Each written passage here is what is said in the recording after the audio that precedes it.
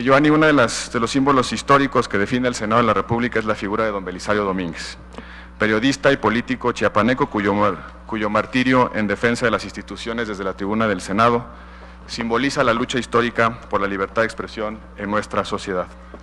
Así, el Senado mexicano, además de recrear la pluralidad social y la representación territorial como Cámara Federal, expresa en su historia y en su identidad el valor individual y colectivo de la libertad de expresión.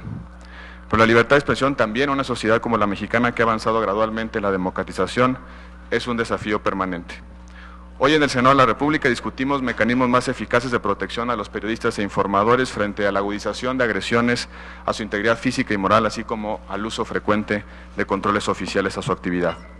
La transición democrática mexicana no ha logrado disolver los enclaves autoritarios, sobre todo a nivel local, que acosan a informadores con el propósito de generar un efecto silenciador en nuestra sociedad. Y ahí existe un reto pendiente de la institucionalidad democrática en nuestro país. Pero también el crimen organizado amenaza las libertades de expresión y de difusión a través de la violencia, ya sea para silenciar la crítica sobre la realidad o bien para provocar un efecto propagandístico del miedo. Hay también buenas noticias, como te decía hace un momento, Giovanni. El día de ayer se ha presentado una reforma constitucional para introducir el derecho de acceso a las tecnologías de la información, servicios de radiodifusión, telecomunicaciones y también banda ancha. Las nuevas tecnologías ofrecen un cambio insospechado de expansión de las libertades de expresión y de información. Remover los obstáculos al acceso a esas tecnologías es el gran desafío de la nueva sociedad de la información, pero también constituye una nueva ola democratizadora en el mundo. La democratización del saber, del decir, de la crítica, de la deliberación. Este es el marco en el que se inscribe la invitación a Joanny Sánchez, filóloga de profesión, informática por adaptación y periodista por vocación. En 2007 inauguró el blog Generación Y, desde el cual se convirtió en una voz crítica y la vocera oficial de una realidad no oficial. Su espacio dice estar dirigido a aquellos cubanos marcados por la Y en sus nombres, nacidos durante la década de los 70, testigo de los vaivenes de la realidad y la movilidad de sus circunstancias. Sin embargo, el impacto de Joanny Sánchez y su blog no está circunscrito a Cuba. Hoy se estima que 14 millones de personas visitan el sitio mensualmente.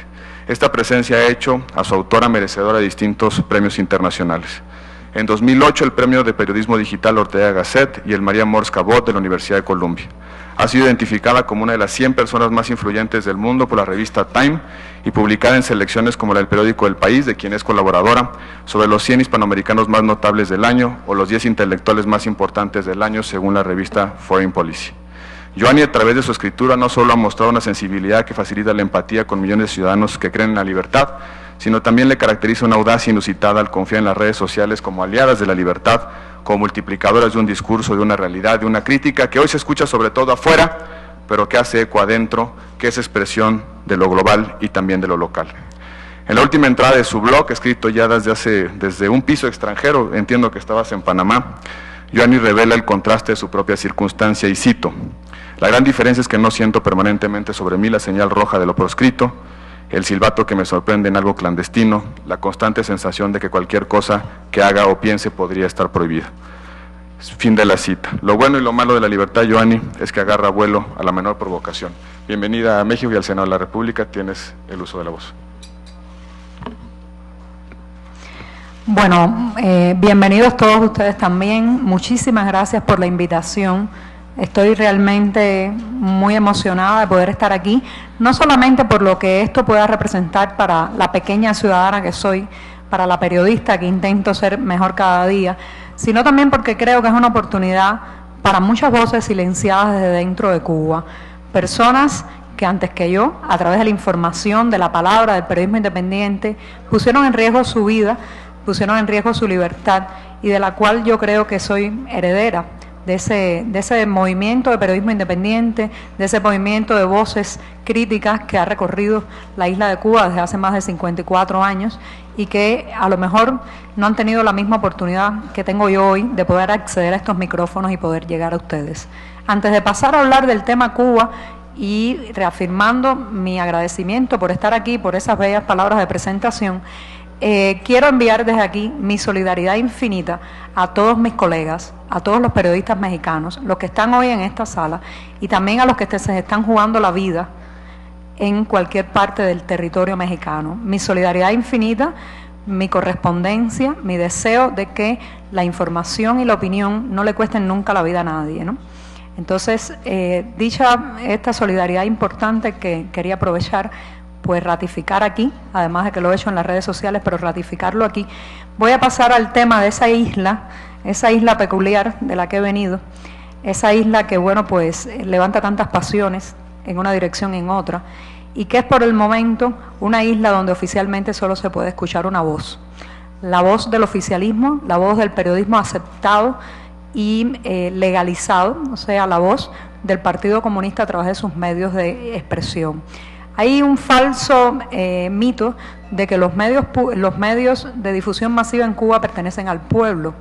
Ese mito, pues, basta asomarse a las páginas de un periódico como Granma, el periódico del órgano oficial del Partido Comunista, para darse cuenta que ese mito es falso. En realidad tenemos una prensa privada. Cuba también tiene una prensa privada. La diferencia es que es una prensa monopólica, es una prensa privada que es propiedad del Partido Comunista, que se comporta en este caso como un gran monopolio informativo donde se trata de vender una imagen de que Cuba es el paraíso y el mundo afuera el infierno, ¿no?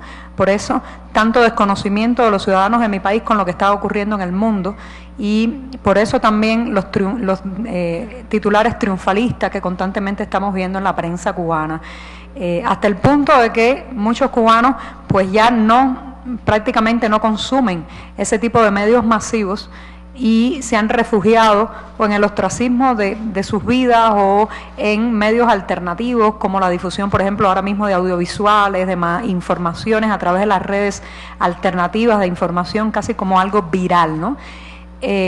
Ahora bien, ¿qué me ha tocado? ¿Cuál es el momento que me ha tocado vivir a mí y a mi generación? Bueno, les contaba ahorita que me siento heredera de un movimiento de periodismo independiente que pues en los años 80, por ejemplo, pues estaba bastante silenciado, eran los años en que nadie escuchaba, ¿no? En que no teníamos la maravilla de las tecnologías para decir al mundo lo que estábamos viviendo, y entonces fueron personas que vivieron situaciones realmente muy difíciles. Por ejemplo, estoy pensando en la Primavera Negra del 2003, donde 75 opositores, activistas, periodistas independientes fueron a prisión, condenados bajo la llamada Ley Mordaza, que es en realidad la Ley 88, una ley que considera a la opinión prácticamente como una traición, que considera al periodismo y a la palabra y a la denuncia prácticamente como un motivo, según dice el propio gobierno, para una invasión extranjera. Entonces, imagínense en un país donde disentir es traicionar, donde opinar es prácticamente hacerse un círculo rojo alrededor de la cabeza para que el gobierno te vea, te señale, empiece un largo proceso de estigmatización, detenciones, fusilamientos mediáticos, lapidaciones públicas. Y para mis colegas que ejercían el periodismo independiente en aquellos años, todo era mucho más difícil, porque no contaban con la maravilla de las redes sociales, con la maravilla de la tecnología, que a pesar de todas las restricciones que tienen para ser utilizadas desde Cuba, a pesar de eso están funcionando como un magnífico escudo protector. Yo estoy aquí hoy gracias en parte también a Twitter, ¿no? Yo estoy aquí hoy gracias a que los kilobytes, las pantallas, los teclados, pues me han servido en parte como un escudo protector para llegar y también como un elemento de presión que yo considero importantísimo en el momento que está viviendo Cuba. Hay una falsa impresión también de creer que en Cuba las cosas están cambiando, y yo vengo a darles hoy un mensaje que puede parecer contradictorio, pero que les voy a explicar. Por un lado, las cosas no están cambiando, como dice el discurso oficial. Intentan presentar una isla donde las llamadas reformas raulistas pues están abriendo espacio. Es cierto que se están haciendo flexibilizaciones, es cierto, por ejemplo, que se ha aumentado y autorizado un mayor número de licencias de trabajo por cuenta propia, es cierto, por ejemplo, que se permitió en el año 2008 que los cubanos finalmente tuviéramos un contrato de telefonía celular, es cierto que hay una reforma migratoria a partir del 14 de enero, pero todo este tipo de flexibilizaciones, en primer lugar, son flexibilizaciones que se han hecho no por voluntad gubernamental, sino por presión de la propia ciudadanía y por presión de la propia opinión pública internacional. De manera que me da la impresión que las reformas raulistas van como 2 pasos después de la realidad. Cuando los hechos ya están ocurriendo, cuando el costo político de mantener determinados controles es demasiado alto, bueno, pues entonces se autoriza y se permiten ciertos elementos, como por ejemplo la entrada y la salida del país, pero de una manera que no es ni la reforma soñada ni en la flexibilización que esperamos los cubanos. Por ejemplo, la reforma migratoria que